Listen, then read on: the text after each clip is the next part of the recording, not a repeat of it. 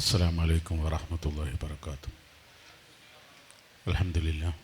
അൽഹംദുലില്ലാഹി റബ്ബിൽ ആലമീൻ വസ്സലാത്തു വസ്സലാമു അലാ അഷ്റഫിൽ മഖ്ലൂഖീൻ വഅലാ ആലിഹി വസഹ്ബിഹി അജ്മഈൻ. ഈ ശബ്ദം ശ്രവിക്കുന്ന സഹോദര സമുദായാംഗ സുഹൃത്തുക്കൾക്ക് ഹൃദ്യമായ അഭിവാദ്യങ്ങൾ നേരുകയാണ്. സമസ്ത ജമിയത്തുൽ ഉലമയുടെ 100-ാം വാർഷികാഘോഷത്തോടനുബന്ധിച്ചുകൊണ്ട് കേരള സംസ്ഥാനത്തിനകത്തും പുറത്തും വിദേശ രാജ്യങ്ങളിലുമായി നടന്നുവരുന്ന സമ്മേളന പ്രചാരണ പരിപാടികളുടെ ഭാഗമായിക്കൊണ്ടാണ് സമസ്ത സുന്നി വിദ്യാർത്ഥി ഫെഡറേഷൻ ഓമശ്ശേരിയിൽ ഇതുപോലെ ഒരു പരിപാടി സംഘടിപ്പിക്കപ്പെട്ടത്. ഇൻഷാ അല്ലാഹ് അടുത്ത ഫെബ്രുവരിയിൽ കാസർഗോഡ് കുനിയയിൽ വെച്ചുകൊണ്ട് നടക്കാൻ പോകുന്ന ആ ചരിത്ര സംഭവത്തിലേക്ക് മുഴുവൻ സഹോദരങ്ങളെയും ക്ഷണിക്കുകയും അതോടനുബന്ധിച്ചുകൊണ്ട് സമസ്ത ജമിയത്തുൽ ഉലമയെ പൊതുസമൂഹത്തിന് വിശേഷിച്ചും ബോധ്യപ്പെടുത്തി കൊടുക്കുകയും ചെയ്യുക എന്ന ഉദ്ദേശത്തോടു കൂടിയാണ് വിപുലമായ പ്രചാരണ പരിപാടികൾ നടന്നുകൊണ്ടിരിക്കുന്നത്. അള്ളാഹുവിൻ്റെ അപാരമായ അനുഗ്രഹം കൊണ്ട് മലയാളക്കരയിൽ ഒരു 100 വർഷങ്ങൾക്ക് മുമ്പ് രൂപം പ്രാപിക്കുകയും ഒരു നൂറ്റാണ്ട് പൂർത്തിയാകുകയും ചെയ്ത സമസ്ത എന്ന മഹാപ്രസ്ഥാനത്തെ ഇവിടെയുള്ള പൊതുസമൂഹവും അതോടൊപ്പം തന്നെ സമുദായവും ഏറെ മനസ്സിലാക്കുകയും അതിൻ്റെ പ്രവർത്തനങ്ങൾ വിലയിരുത്തുകയും ചെയ്ത തികച്ചും സന്തോഷകരമായ ഒരു സാഹചര്യമാണ് മലയാളക്കരയെ സംബന്ധിച്ചിടത്തോളം ഇസ്ലാമിക പ്രവർത്തനത്തിനും അതോടൊപ്പം തന്നെ പൊതുസമൂഹത്തിനിടയിൽ സൗഹൃദവും സ്നേഹവുമൊക്കെ പകർന്നു നൽകിക്കൊണ്ട് ഇതിൻ്റെ പ്രവർത്തനങ്ങൾ മുന്നോട്ട് പോകുന്നത്. അള്ളാഹുവിൻ്റെ പ്രവാചകരുടെ കാലഘട്ടത്തിൽ തന്നെ ദീനെത്തിയ നമ്മുടെ മലയാളക്കരയിൽ 10-14 നൂറ്റാണ്ട് കാലഘട്ടം അള്ളാഹുവിൻ്റെ പരിശുദ്ധമായ ദീൻ എவ்விധമാണോ സംവിധാനിക്കപ്പെട്ടത് അതിന് വള്ളി പുള്ളി വ്യത്യാസമില്ലാതെ തുടക്ക സമയത്ത് ഏതൊരാചാരമാണോ അനുഷ്ഠാനമാണോ ഉണ്ടായിരുന്നത്, കർമ്മമാണോ ഉണ്ടായിരുന്നത്, അതിലല്പം പോലും ഭേദഗതി വരാതെ യഥാവിധി നിർവഹിക്കപ്പെട്ടു പോകുന്ന സമുദായത്തിനകത്തേക്ക് പുതിയ വാദങ്ങളുമായി കടന്നു വന്ന ബിദ്അത്തിൻ്റെ കക്ഷികൾ സമുദായത്തിൻ്റെ അകത്ത് വിള്ളലുണ്ടാക്കി വിശ്വാസങ്ങളിലും ആചാരങ്ങളിലും അനുഷ്ഠാനങ്ങളിലും പുതിയത് കടത്തിക്കൊണ്ടുവന്ന് സമുദായത്തിനെ വഴിതെറ്റിക്കുന്ന ഒരു സാഹചര്യം വന്നപ്പോഴാണല്ലോ 1926 സമസ്ത ജമിയത്തുൽ ഉലമ എന്ന ഈ മഹത്തായ പ്രസ്ഥാനത്തിന് രൂപം കൊടുക്കുന്നത്. വിശ്വാസരംഗത്തെ വികലത ഒരു വിശ്വാസിയെ സംബന്ധിച്ചിടത്തോളം അവൻ്റെ വിശ്വാസത്തിന് ബാധിക്കുന്ന ഏതൊരു പരിക്കും ഭൗതിക ലോകത്തെ ജീവിതത്തിനേക്കാൾ ഉപരി അല്ലെങ്കിൽ അതിനേക്കാളൊക്കെ ഏറ്റവും മഹത്തരമായി കാണുന്നത് പാരത്രിക ലോകത്തെ ജീവിതമാണെന്ന് വിശ്വസിക്കുന്ന ഒരാളെ സംബന്ധിച്ചിടത്തോളം ആ പാരത്രിക ലോകത്തേക്കുള്ള പോകാനുള്ള ആളുകളെ സംബന്ധിച്ചിടത്തോളം നമ്മുടെ നാട്ടിലെ ഓരോ മതകീയമായ വിശ്വാസങ്ങളും ആചാരങ്ങളുമൊക്കെ വളരെ പരമപ്രധാനമാണ്. ആ വിശ്വാസവും ആചാരങ്ങളും അനുഷ്ഠാനങ്ങളും സംരക്ഷിക്കപ്പെടണം എന്ന ഉത്തമ താല്പര്യത്തിലാണ് സമസ്ത ജമിയത്തുൽ ഉലമ അതിൻ്റെ പ്രവർത്തനം ആരംഭിക്കുന്നത്. പ്രത്യേകിച്ചുകൊണ്ട് നമ്മൾ മനസ്സിലാക്കണം, സമസ്ത ഈ 100 വർഷം കൊണ്ട് ചെയ്ത ഏറ്റവും വലിയ സേവനമെന്ന് പറയുന്നത് വിശ്വാസികളെ സംബന്ധിച്ചിടത്തോളം പരമപ്രധാനമായത് അവരുടെ വിശ്വാസമാണ്. ആ വിശ്വാസ സംരക്ഷണത്തിനു വേണ്ടി ഒരു നൂറ്റാണ്ട് കാലം കണ്ണിലെണ്ണയൊഴിച്ച് കാത്തിരുന്നു എന്നതാണ് സമസ്ത ജമിയത്തുൽ ഉലമ കേരളീയ മുസ്ലിം ഉമ്മത്തിന് ചെയ്ത ഏറ്റവും വലിയ സേവനം. വിശ്വാസരംഗത്തുണ്ടാകുന്ന വികലത അത് പാരത്രിക ലോകത്തേക്ക് കൂടി ബാധകമാകുമെന്നതുകൊണ്ട് തന്നെ മുഖ്യമായ അജണ്ട പാരത്രികമായി കണ്ടുകൊണ്ട് പരലോകം കണ്ടുകൊണ്ടുള്ള ഒരു പ്രവർത്തന രീതിയാണ് തുടക്കം മുതലേ സമസ്ത ജമിയത്തുൽ ഉലമ അതിൻ്റെ പ്രവർത്തനങ്ങളിൽ മുഴച്ചു നിൽക്കുന്ന നമുക്ക് കാണാൻ കഴിയുക. ഇവിടെ നമുക്കറിയാം 926 മുമ്പ് വരെ അല്ലെങ്കിൽ 920 മുമ്പ് വരെ കേരളീയ മുസ്ലിം സമുദായം ഒരേ താളത്തിൽ, ഒരേ ലയത്തിൽ, ഒരേ രാഗത്തിൽ ഒന്നിച്ചുകൊണ്ട് മുന്നോട്ട് പോയൊരു ചിത്രമാണ്, ചരിത്രമാണ് വിശകലനം ചെയ്യുമ്പോൾ നമുക്ക് ബോധ്യപ്പെടുന്നത്. എന്നാൽ ഈ 20-ാം നൂറ്റാണ്ടിൻ്റെ പ്രാരംഭഘട്ടമായപ്പോഴേക്കും ചില വിദേശത്ത് നിന്നുകൊണ്ടുള്ള ചില സപ്പോർട്ടോടുകൂടി ചില വികലമായ വാദങ്ങൾ സമുദായത്തിൻ്റെ ഗാത്രത്തിലേക്ക് കടന്നു വരികയും കഴിഞ്ഞുപോയ ഇന്നലകളെ മുഴുവനും നിരാകരിച്ചുകൊണ്ട് അവർക്കെല്ലാം പിഴച്ചു എന്ന വാദം ഉന്നയിച്ചുകൊണ്ട് ബിദ്അത്തിൻ്റെ കക്ഷികൾ കടന്നു വരികയും ചെയ്ത ആ സന്ദർഭമാണ് 20-ാം നൂറ്റാണ്ടിൻ്റെ പ്രാരംഭഘട്ടം എന്ന് പറയുന്നത്. അക്കാലം അത്രയും വിശ്വസിച്ചു പോകുന്ന കാര്യങ്ങളൊക്കെ ചോദ്യം ചെയ്യപ്പെട്ടു. കഴിഞ്ഞുപോയ പൂർവികരായ പിതാക്കന്മാർ നിരാക്ഷേപം നടത്തി വന്നിരുന്ന കാര്യങ്ങളൊക്കെയും ചോദ്യം ചെയ്യപ്പെടുകയും ഒരു പരിധിവരെ ഒരു വേള അത് ശിർക്കായി വരെ ആരോപിക്കപ്പെടുകയും ചെയ്ത ബിദ്അത്തിൻ്റെ ലാഞ്ചന കടന്നു വന്ന 20-ാം നൂറ്റാണ്ടിൻ്റെ ആ പ്രാരംഭഘട്ടം. അവിടെ നമ്മൾ മനസ്സിലാക്കേണ്ട ഒരു യാഥാർത്ഥ്യം, ഈ ബിദ്അത്തിൻ്റെ കക്ഷികൾ കടന്നു വന്ന ആ സാഹചര്യം നമ്മൾ മനസ്സിലാക്കണം. ഐക്യസംഘം എന്ന പേരിൽ കടന്നു വന്ന മുജാഹിദ് പ്രസ്ഥാനം, ഇന്ന് പറയുന്ന വഹാബി പ്രസ്ഥാനം, അതിനുശേഷം കടന്നു വന്ന ജമാഅത്തെ ഇസ്ലാമി, ഇസ്ലാമിൻ്റെ ഗാത്രത്തിലേക്ക് കടന്നു വന്നുകൊണ്ട് വികലമായ വിശ്വാസങ്ങളും ആചാരങ്ങളും ഉണ്ടാക്കിയെടുത്തുകൊണ്ട് സമുദായത്തെ വഴിപിഴപ്പിക്കാൻ കടന്നു വരുന്ന ബിദ്അത്തിൻ്റെ കക്ഷികൾ കടന്നു വരുന്ന ആ സന്ദർഭം നമ്മളൊന്ന് പരിശോധിക്കേണ്ടതുണ്ട്. നമ്മുടെ രാജ്യത്ത് ബ്രിട്ടീഷ് ആധിപത്യം നിലനിൽക്കുന്ന ഒരു സന്ദർഭമാണ്. തികച്ചും പ്രതികൂലമായൊരു സാഹചര്യമാണ് മുസ്ലിം ഉമ്മത്തിനെ സംബന്ധിച്ചിടത്തോളം. കഴിഞ്ഞ കാലങ്ങളിലൊക്കെ ശാന്തമായൊരു അന്തരീക്ഷമായിരുന്നു ഉണ്ടായിരുന്നതെങ്കിൽ ഇവിടെ കടന്നു വന്ന വിദേശികൾ, അത് ഏത് വിദേശിയാവട്ടെ, പോർച്ചുഗീസുകാർ മുതൽ ബ്രിട്ടീഷുകാർ വരെയുള്ള ആ കഴിഞ്ഞുപോയ വിദേശികളൊക്കെയും മുഖ്യ ശത്രുവായി കണ്ടിരുന്നത് ഈ പാവപ്പെട്ട സമുദായത്തെയായിരുന്നു. മുസ്ലിം സമുദായത്തെ മുഖ്യ ശത്രുവായി കണ്ടുകൊണ്ട് സമുദായത്തിനെ പീഡിപ്പിച്ചിരുന്ന, സമുദായത്തിനെ യാതൊരു മാന്യതയുമില്ലാത്ത വിധത്തിൽ സമുദായത്തിൻ്റെ അംഗങ്ങളെ ദ്രോഹിച്ചിരുന്ന ഒരു കാലഘട്ടമാണ് പോർച്ചുഗീസുകാരുടെ കാലഘട്ടം മുതൽ ബ്രിട്ടീഷുകാരുടെ കാലഘട്ടം വരെയുള്ള സന്ദർഭം. അതിൻ്റെ ഏറ്റവും പാരമ്യതയിലെത്തിയ സന്ദർഭമാണ് 20-ാം നൂറ്റാണ്ടിൻ്റെ പ്രാരംഭഘട്ടം. നമുക്കറിയാമല്ലോ, നമ്മുടെ ഈ ഓമശ്ശേരിയും പരിസര പ്രദേശങ്ങളിലും പോലും നമ്മൾ പരിശോധിച്ചാൽ ആ 20-ാം നൂറ്റാണ്ടിൻ്റെ പ്രാരംഭഘട്ടത്തിലെ വേദനിപ്പിക്കുന്ന ഒരുപാട് സംഭവങ്ങൾ അതിന് സാക്ഷ്യം വഹിച്ച മണ്ണാണ് നമ്മുടെ ഓമശ്ശേരിയും പരിസര പ്രദേശങ്ങളും.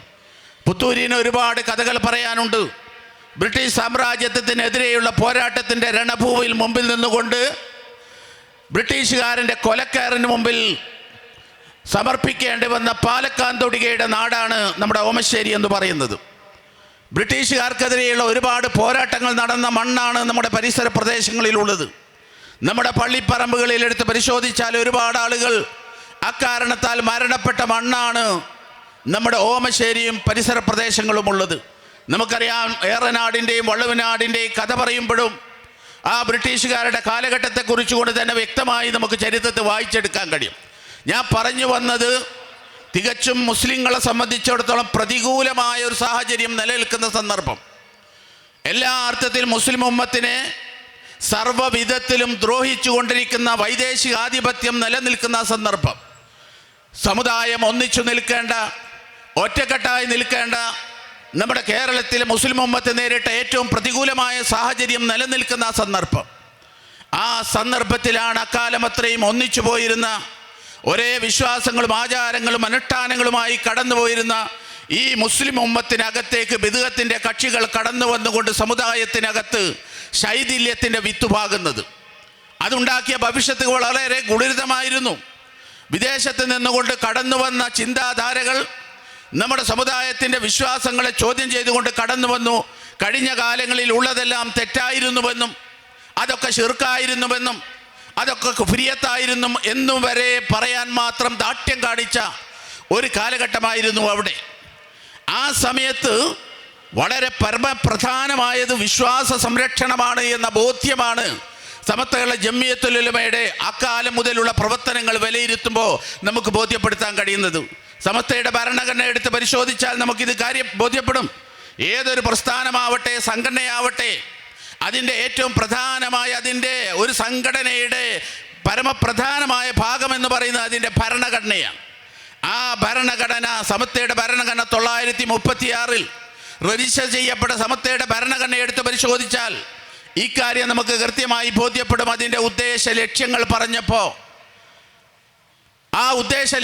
പറഞ്ഞപ്പോൾ ഒന്നാമതായി കൊണ്ട് പറഞ്ഞത് മുസ്ലിം സമുദായത്തിനകത്തേക്ക് കടന്നു വന്ന ബിദ്അത്തിന്റെ പ്രതിരോധത്തെക്കുറിച്ചായിരുന്നുവെങ്കിൽ അഹ്ലുസുന്നത്ത് വൽ ജമാഅത്തിന്റെ ആശയ പ്രചരണത്തിൻ്റെ പ്രാധാന്യത്തെക്കുറിച്ച് കൊണ്ടാണ് ഒന്നാമതായി കൊണ്ട് ഭരണഘടനയിൽ പറഞ്ഞതെങ്കിൽ, രണ്ടാമതായി പറഞ്ഞത് ബിദ്അത്തിന്റെ പ്രതിരോധമാണെങ്കിൽ അന്നത്തെ സാഹചര്യം നമുക്ക് അവിടെ മനസ്സിലാക്കാൻ കഴിയും. ഒരു ഭാഗത്ത് ബ്രിട്ടീഷുകാരുണ്ട്, സർവ്വവിധത്തിലുള്ള താടനവും പീഡനവും ഏൽപ്പിക്കുന്നുണ്ട്, സംഗതി ശരിയാണ്. പക്ഷേ ആ സമയത്താണ് സമുദായത്തിനകത്തേക്ക് അഞ്ചാം പത്തികളായ ബിദ്അത്തിന്റെ കക്ഷികൾ കടന്നു വരുന്നത്, വഹാബി പ്രസ്ഥാനം കടന്നു വരുന്നത്. ആ പ്രതിസന്ധി നിറഞ്ഞ ആ ഘട്ടത്തിൽ സമസ്തയുടെ പ്രവർത്തനങ്ങൾ കേന്ദ്രീകരിച്ചത് വിശ്വാസ സംരക്ഷണത്തിനാണ്. അതുകൊണ്ട് ആ ഭരണഘടനയിൽ അതിന് ഊന്നൽ നൽകിയത്. അന്നത്തെ സാഹചര്യത്തിൽ നമുക്കറിയാം, ഒരുപാട് വീടുകളിൽ നിരവധി വിധവകളുള്ള കാലഘട്ടമാണ്. ബ്രിട്ടീഷുകാർ നേരെ വന്നുകൊണ്ട് നെഞ്ചിലേക്ക് നിറയൊഴിച്ചുകൊണ്ട് നിരവധി ആളുകൾ മരിച്ചു ഷഹീദായ ഒരുപാട് സംഭവങ്ങൾ ഓരോ ഗ്രാമപ്രദേശങ്ങളിലും നിലനിൽക്കുന്ന സമയത്താണ്, ബ്രിട്ടീഷുകാരുടെ സർവ്വതാണ്ഡവവും നടക്കുന്ന ആ സമയത്താണ്, നിരവധി വീടുകളിൽ നിരവധി വിധവകളുള്ള സമയം. ഭർത്താവ് മരണപ്പെട്ടതിൻ്റെ പേരിൽ വിധവകളായവർ ഒന്നും രണ്ടുമല്ല, ഓരോ നാട്ടിലും നൂറുകണക്കിന് വിധവകളുള്ള ആ സന്ദർഭം. അവിടെ മാത്രമല്ല, പാവപ്പെട്ട കുട്ടികൾ, പിഞ്ചു പൈതങ്ങൾ അനാഥകരായി നിൽക്കുന്ന ഒരു സന്ദർഭം. ആ സന്ദർഭത്തിലാണ് സമുദായത്തിനകത്ത് വിഷവിത്തുമായി കടന്നു വന്നുകൊണ്ട് ബിദ്അത്തിന്റെ കക്ഷികൾ കടന്നു വരുന്നത്. ഇന്നത്തെ മോഡിയേക്കാൾ 1000 ഇരട്ടി ശത്രുത മുസ്ലിം ഉമ്മത്തിനോട് വെച്ച് പുലർത്തിയവരായിരുന്നു ബ്രിട്ടീഷുകാർ. ആ ബ്രിട്ടീഷുകാരുടെ താണ്ഡം നടക്കുന്ന സന്ദർഭമായിരുന്നു 20-ാം നൂറ്റാണ്ടിൻ്റെ പ്രാരംഭഘട്ടം. ഇന്ന് ചിലരൊക്കെ സമസ്തയുടെ വേദികൾ സുന്നത്ത് ജമാഅത്ത് പറയുമ്പോൾ, ഞാനിത് പറയുന്നത് സുന്നത്ത് ജമാഅത്തിനെ കുറിച്ചുകൊണ്ട് പറയുമ്പോൾ പലർക്കും അലർജിയായി തോന്നുകയാണ്. ഈ സമയത്താണോ സുന്നത്ത് ജമാഅത്ത് പറയേണ്ടത്? അഹ്ലു സുന്നത്ത് വൽ ജമാഅത്തിന്റെ ആശയം പറയേണ്ട സന്ദർഭം ഇതാണോ എന്ന് ചോദിക്കുന്ന ചില ശബ്ദങ്ങളൊക്കെ സമുദായത്തിനകത്ത് നിന്നുകൊണ്ട് പുതിയ ചില ശബ്ദങ്ങൾ കൂടി കടന്നു വരുന്ന ഒരു സന്ദർഭത്തിൽ ഇത് കൃത്യമായി സൂചിപ്പിക്കേണ്ടതായിട്ടുണ്ട്. ഇന്നത്തെ 1000 മോഡിയേക്കാൾ 10 മടങ്ങ്, 1000കണക്കിന് ഇരട്ടി ശത്രുത മുസ്ലിം ഉമ്മത്തിനോട് കാണിച്ച ആളുകളായിരുന്നു ബ്രിട്ടീഷുകാർ. അതുകൊണ്ടാണല്ലോ പാവപ്പെട്ട ഈ കർഷകരായ പാവപ്പെട്ട ഈ സമുദായത്തിലെ ആളുകളെ വീടുകളിൽ നിന്ന് വലിച്ചിറക്കി കൊണ്ടുവന്ന് മുറ്റത്ത് വെച്ച് മക്കളുടെയും ഭാര്യയുടെ മുമ്പിൽ വെച്ചുകൊണ്ട് നേരെ നെഞ്ചിലേക്ക് നിറയൊഴിച്ച് നിരവധി പേർ കൊല്ലപ്പെട്ട ചിത്രം നമ്മുടെ നാട്ടിൽ പോലും നമുക്ക് കാണാൻ കഴിയുന്നത്. ആ സമയത്ത് സമസ്ത കൊടുത്ത പ്രാധാന്യം എന്താ? ആ സമയത്ത് വിധവകളെ കുറിച്ചല്ല സമസ്ത ചിന്തിച്ചത്, അതുപോലെ തന്നെ യതീം ഖാനുകളെ കുറിച്ചല്ല സമസ്ത ചിന്തിച്ചത്. അവിടെ വളരെ പ്രധാനമായത് ആ ബ്രിട്ടീഷുകാരുടെ ഭരണത്തെക്കാളേറെ പ്രധാനമായത്, പ്രാധാന്യം കൊടുക്കേണ്ടത് വിശ്വാസ സംരക്ഷണത്തിനാണ് എന്ന ഉത്തമ ബോധ്യമുള്ളത് കൊണ്ടാണ് സമസ്തയുടെ ഭരണഘടന എഴുതിയപ്പോൾ അതിൻ്റെ ഉദ്ദേശ ലക്ഷ്യങ്ങളിൽ 1ഉം 2ഉം അതായിക്കൊണ്ട് പ്രാധാന്യമായി രേഖപ്പെടുത്തി വെച്ചത്. അപ്പം അതുകൊണ്ട് ചില ആളുകൾ ചോദിക്കാറുണ്ട്, ഇപ്പോൾ അത് ചോദിക്കേണ്ട സമയമാണോ? സുന്നത്ത് ജമാഅത്ത് പറയാൻ പറ്റില്ല. മറ്റുള്ളവർക്കൊക്കെ എന്ത് ബിദ്അത്തിന്റെ കക്ഷികൾക്ക് എന്ത് തോന്നിവാസവും വിളിച്ചു പറയാം. എത്രമാത്രം തോന്നിവാസങ്ങളാണ് വിളിച്ചു പറഞ്ഞുകൊണ്ടിരിക്കുന്നത് ഈ സമുദായത്തെ കുറിച്ചുകൊണ്ട്, സുന്നത്ത് ജമാഅത്തിന്റെ പ്രവർത്തകരെ കുറിച്ചുകൊണ്ട്. കുഫ്രിയത്ത് പോലും ആരോപിക്കുന്നു. എന്തുമാത്രം വേദനാജനകമാണ്. പാവപ്പെട്ട സുന്നികൾ, കേരളത്തിലെ സുന്നികൾ എന്ന് പറയുന്ന ഏകദേശം 95% സുന്നികളാണ് കേരളത്തിലുള്ളത്. പ്രമുഖമായ 3-4 സംഘടനകളുടെ പക്ഷത്ത് നിന്നുകൊണ്ടാണെങ്കിൽ തന്നെയും കേരളത്തിലെ മുസ്ലിങ്ങൾക്കിടയിൽ ബഹുഭൂരിഭാഗവും സുന്നികളായ ആളുകളാണ്. ആ സുന്നികളെ പച്ചയായിക്കൊണ്ട് അവരുടെ പേരിൽ കുഫ്രിയത്തിൻ്റെ ആരോപണം ഉന്നയിക്കപ്പെടുന്നു, ശിർക്കിൻ്റെ ആരോപണം ഉന്നയിക്കപ്പെടുന്നു. എത്രത്തോളം എന്ന് വെച്ചാൽ ഈ സമുദായത്തെ മൊത്തം നരകത്തിലേക്ക് പറഞ്ഞേക്കാൻ സർട്ടിഫിക്കറ്റ് കൊടുക്കുന്ന വിധത്തിലേക്ക് വിദേഹത്തിൻ്റെ കക്ഷികൾ പ്രവർത്തിച്ചു കൊണ്ടിരിക്കുന്നു. അന്നൊക്കെ അവരുടെ പ്രസംഗം നടക്കുമ്പോൾ, അവരുടെ പ്രഭാഷണം നടക്കുമ്പോൾ അവർ ആ പ്രഭാഷണത്തിലൂടെ പച്ചത്തെറി സുന്നത്ത് ജമാഅത്തിൻ്റെ പ്രവർത്തകർക്ക് നേരെ നടത്തുമ്പോൾ, എൻ്റെ പ്രിയപ്പെട്ടവരെ, അന്ന് ആരെങ്കിലും വന്നുകൊണ്ട് ഇവിടെ ഇതാ മോഡി വന്നിരിക്കുന്നു, ഇവിടെ ഇതാ ഫാഷിസം തലക്ക് മുകളിലേക്ക് വട്ടമിട്ട് പറക്കുന്നു, അതുകൊണ്ട് നിങ്ങൾ മിണ്ടാൻ പാടില്ല, സുന്നത്ത് ജമാഅത്ത് പറയാൻ പാടില്ല എന്നാരെങ്കിലും പറഞ്ഞിട്ടുണ്ടായിരുന്നോ? ആരും പറഞ്ഞില്ല. ഇക്കഴിഞ്ഞ വർഷമാണ് എൻ്റെ പ്രിയപ്പെട്ടവരെ ഒരു മൗലവി, മുജാഹിദ് പ്രസ്ഥാനത്തിൻ്റെ പ്രമുഖനായ ചുഴലി എന്ന പേരിൽ അറിയപ്പെടുന്ന ചുഴലി ബാധിച്ച ഒരു മൗലവിയുടെ പ്രസംഗം നമ്മുടെ സോഷ്യൽ മീഡിയയിലും നമ്മളൊക്കെ കണ്ടതാണ്. ഞാൻ സാന്ദർഭികമായി ഇവ ഈ ആക്ഷേപിക്കുന്ന ആളുകൾ ഇതുകൂടി കേൾക്കണമെന്ന് പറയാൻ മനസ്സിലാക്കാൻ വേണ്ടി ഞാൻ സൂചിപ്പിക്കട്ടെ. സുന്നത്ത് ജമാഅത്തിൻ്റെ വേദികളിൽ ദീൻ പറയാൻ പറ്റില്ല, സുന്നത്ത് ജമാഅത്ത് പറയാൻ പറ്റില്ല, ദീൻ പറയാൻ പറ്റില്ല, ബിദ്അത്തുകളെ ആക്ഷേപിക്കാൻ പറ്റില്ല, ജമാഅത്തുകാരെ പറയാൻ പറ്റില്ല, മുജാഹിദുകളുടെ പഴയകാല ചരിത്രം പറയാൻ പറ്റില്ല. ഇവിടെ ഇതാ മോഡി തലക്ക് മുകളിൽ വട്ടമിട്ട് പുറക്കുന്നു എന്ന് പറഞ്ഞുകൊണ്ട് ഈ സമുദായത്തിലെ സുന്നത്ത് ജമാഅത്തിൻ്റെ ആളുകളെ ആക്ഷേപിക്കുന്ന ആളുകൾ ഒന്ന് കേൾക്കണം. കഴിഞ്ഞ വർഷമാണ് മുജാഹിദ് പ്രസ്ഥാനത്തിൻ്റെ പ്രമുഖനായ ഒരു മൗലവി, അദ്ദേഹം നമ്മളൊക്കെ സോഷ്യൽ മീഡിയയിൽ കേട്ടതാണ്, ഈ സമുദായത്തിൽപ്പെട്ട മുഴുവൻ ആളുകളെയും പച്ചയായിക്കൊണ്ട് കുഫ്രിയത്തിലേക്ക് ആക്ഷേപിച്ചപ്പോൾ ആരെങ്കിലും വന്നുകൊണ്ട് അവരോടൊന്ന് പറഞ്ഞോ, വഹാബികളെ നിങ്ങൾ ഇത് പറയരുത് എന്ന് പറയാനുള്ള നട്ടല് ആർക്കെങ്കിലും ഉണ്ടായോ? ഒരാൾ പോലും പറഞ്ഞില്ല, ഒരു നേതാവ് പോലും പറഞ്ഞില്ല, ഒരു സംഘടന പോലും പറഞ്ഞില്ല, അങ്ങനെ പറയരുത് എന്ന് പറഞ്ഞില്ല. എന്തുകൊണ്ട്? നിങ്ങളൊന്ന് കേൾക്കണം. ആ മൗലവിയുടെ പ്രസംഗം, ഒരു 2 മിനിറ്റ് പ്രസംഗം ഞാനൊന്ന് നിങ്ങളെ കേൾപ്പിക്കുകയാണ്. പിന്നെ ഇങ്ങനെ മുസ്ലിമെയാണ് ഈ വഹാബികൾ ഗാഫറാക്കുന്നത്, മുസ്ലിമെയാണ് മുശ്രിക്കാക്കുന്നത്, നിസ്കരിക്കുന്ന ആളല്ലേ നോക്കാം. ഇല്ല, വല്ലാഹി ഇവർ മുസ്ലിം അല്ല. അവർ നിസ്കരിക്കും. ഇതാ സല്ല വസാമ വസക്ക, നിസ്കരിച്ചാലും ശരി, നോമ്പോറ്റാലും ശരി, സക്കാത്ത് കൊടുത്താലും ശരി, ബക്കത്ത് പോയിട്ട് ഹജ്ജ് ചെയ്താലും ശരി, ഇവർ ഷഹാദത്ത് ബാത്തിലാക്കിയവരാണ്. ഇവരെ മുസ്ലിമായിട്ട് പരിഗണിക്കാൻ പറ്റുകയില്ല. അതുകൊണ്ട് തന്നെ ഇവിടുത്തെ മഹല്ല് പള്ളികളിൽ കയറി അവിടുത്തെ ഇമാമിനെ തുറന്ന് നിസ്കരിക്കാൻ പറ്റുകയില്ല, തീർച്ചയായിട്ടും പറ്റുകയില്ല. അവർ ശിയാക്കളാണ്. കുത്തുബത്ത് കഴിക്കുന്ന പള്ളി വല്ലാഹി അമ്പലമാണ്, അതിന് പള്ളി എന്ന് പറയില്ല. അമ്പലത്തിൽ കയറിയിട്ട് നിസ്കരിക്കുന്നതിന് തുല്യമാണ് കുത്തുബത്ത് കഴിക്കുന്ന പള്ളി കയറിയിട്ട് നിസ്കരിക്കുന്നത്. അമ്പലത്തിലെ സാമിനെ തുറന്ന് നിസ്കരിക്കുന്നതിന് തുല്യമാണ് കുത്തുബത്ത് കഴിക്കുന്ന ഉസ്താദിനെ തുറന്ന് നിസ്കരിക്കരുത്. ആ നിസ്കാരം സഹിയാകുകയില്ല തീർച്ച. കാരണം ഇന്നമൽ മുശ്രിക്കൂന നജസുൻ, ഇന്നമൽ മുശ്രിക്കൂന നജസുൻ. ആദരണീയനായ സുന്നത്ത് ജമാഅത്തിൻ്റെ പടവാൾ എന്ന് വിശേഷിപ്പിക്കപ്പെട്ട മർഹൂം EK ഹസ്സൻ മുസ്ലിയാരോട് മുസ്ലിമാകാൻ നേരിട്ട് കത്തെഴുതിയ ആളുകളാണ് വഹാബികൾ. ആ വഹാബികളിൽപ്പെട്ട ആളുകൾ, അതിലെ പ്രമുഖനായ ഒരു മൗലവിയുടെ പ്രസംഗമാണ് നമ്മൾ കേട്ടത്. ആ പ്രസംഗത്തിൽ എന്താ പറയുന്നത്? കുത്തുബിയത്ത് കഴിക്കുന്ന പള്ളിയിൽ കയറി നിസ്കരിക്കാൻ പാടില്ല, അത് അമ്പലമാണ്. കുത്തുബിയത്ത് കഴിക്കാൻ പാടില്ല, ആ പള്ളിയിൽ കയറി നിസ്കരിക്കാൻ പാടില്ല, ആ പള്ളിയിൽ ഇമാമിനെ തുടരാൻ പാടില്ല. ഈ കേരളത്തിലെ ഏകദേശം മുസ്ലിങ്ങളിലെ 95% വരുന്ന സുന്നികളെ മുഴുവനും കാഫറാക്കിക്കൊണ്ട് ആക്ഷേപിക്കുന്ന സമയത്ത് അങ്ങനെ പറയരുത് എന്ന് പറയാൻ ഒരാളെപ്പോലും നമുക്ക് കാണാൻ കഴിഞ്ഞിട്ടില്ല, ഒരു സംഘടനയും കാണാൻ കഴിഞ്ഞിട്ടില്ല.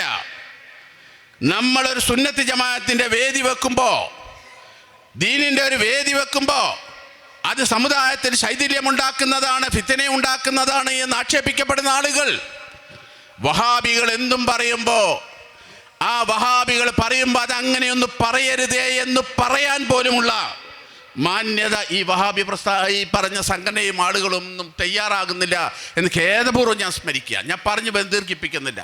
നമ്മുടെ നിലവിലെ സാഹചര്യം, കേരളീയ മുസ്ലിം ഉമ്മത്തിന് ഈ ഇസ്സത്ത് ഉണ്ടാക്കി തന്ന സമസ്തകളുടെ ജമിയത്തുൽ ഉലമ. ആ ജമിയത്തുൽ ഉലമയോടൊപ്പം ചേർന്ന് നിൽക്കാൻ നമുക്ക് കഴിയണം.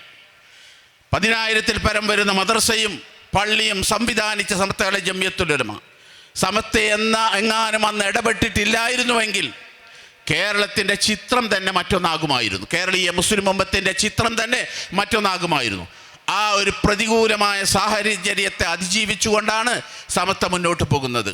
ഇവിടെ ബിദ്അത്തിന്റെ കക്ഷികൾ ആസൂത്രിതമായി ഇതിനെ തകർക്കാനുള്ള ശ്രമം നടത്തിക്കൊണ്ടിരിക്കുക. ഇപ്പോൾ ജമാഅത്ത് വിവാദത്തിൻ്റെയൊക്കെ അടിസ്ഥാനം എന്ന് പറയുന്നത് സമസ്തയിൽ വരെ നുഴഞ്ഞു കയറി സമസ്തയെ എങ്ങനെ തകർക്കാൻ പറ്റും എന്നതിനെക്കുറിച്ച് കൊണ്ട് ആലോചന നടത്തിക്കൊണ്ടിരിക്കുന്ന ബിദ്അത്തിലെ ഏറ്റവും വലിയ കക്ഷിയായ ജമാഅത്തെ ഇസ്ലാമിയുടെ പ്രവർത്തനം, അതുമായി ബന്ധപ്പെട്ട കാര്യങ്ങളൊക്കെ ഇവിടെ പരാമർശിക്കാൻ ഞാൻ ആ ഭാഗത്തേക്ക് വരുന്നില്ല. അതുകൊണ്ട് എൻ്റെ പ്രിയപ്പെട്ടവരെ, സമസ്തയോടൊപ്പം ചേർന്ന് നിൽക്കുക നമ്മുടെ വലിയ ഉത്തരവാദിത്തമാണ്. ദീൻ ഇവിടെ നിലനിൽക്കണോ, പരിശുദ്ധമായ ഇസ്ലാം ഇവിടെ നിലനിൽക്കണമോ, സമസ്തയോടൊപ്പം ചേർന്ന് നിൽക്കുക. അല്ലാഹു തആല അനുഗ്രഹിക്കുമാറാവട്ടെ. അസ്സലാമു അലൈക്കും വറഹ്മത്തുള്ളാഹി.